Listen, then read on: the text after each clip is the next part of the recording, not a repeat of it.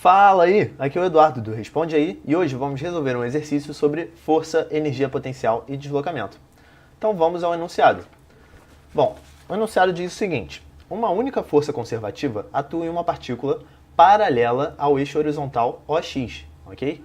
De um sistema de coordenadas. A energia potencial dessa força é dada pela figura abaixo.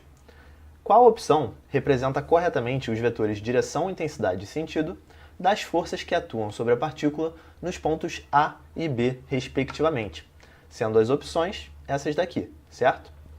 Então, vamos resolver esse negócio. Ok? Só deixa eu voltar aqui com o nosso gráfico e as nossas opções. E prontinho. Qual é a ideia? A ideia é que a gente tem uma partícula que ela se movimenta aqui no eixo OX, ou seja, só ao longo desse eixo horizontal aqui, certo?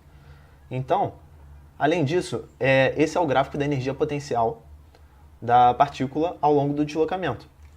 E aí, nosso passo 1 vai ser relembrar algumas coisinhas. Quando a gente tem um gráfico da energia potencial pelo deslocamento, a força conservativa atrelada a ela pode ser obtida pelo quê? Por menos a derivada desse gráfico, ou seja, menos a derivada da energia potencial pelo deslocamento. E lembra que derivada é a inclinação de um gráfico? Certo? Então a gente pode tirar algumas conclusões. A gente pode dizer que quando o gráfico é crescente, ou seja, esse trecho aqui do gráfico, a inclinação é positiva, certo? Isso significa que a derivada ela vai ser um número positivo.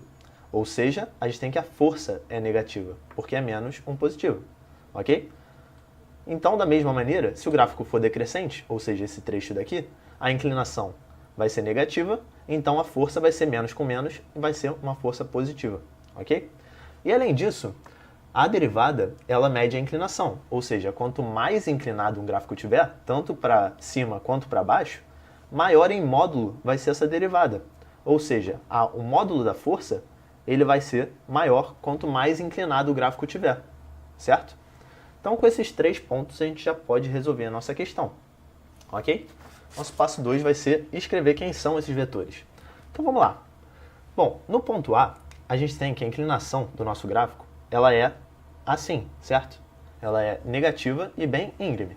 Enquanto no ponto B, a inclinação, deixa eu virar um pouquinho aqui, ela vai ser algo assim, certo? Uma inclinação positiva, porque o gráfico é crescente, mas menos íngreme do que em A. Então, a gente já pode escrever os nossos vetores. Como é que vai ficar isso? No ponto A, a gente vai ter uma inclinação negativa, ou seja, a nossa força vai ser positiva. Ok, o que é uma força positiva? Se a nossa partícula só se movimenta ao longo do eixo OX, aqui, uma força positiva é que está ao longo do eixo. Ou seja, a gente já sabe que a nossa força em A, ela vai ser ao longo do eixo. Enquanto no ponto B, a gente tem uma inclinação positiva, ou seja, a força vai ser negativa, ok? Uma força negativa, ela aponta ao contrário do eixo. Então essa é a força em B. Mas só isso a gente não resolve, porque a gente matou a opção 1 e 2, mas ainda sobra a 3 e a 4, certo? Como é que a gente vai saber o comprimento? Eu disse o quê?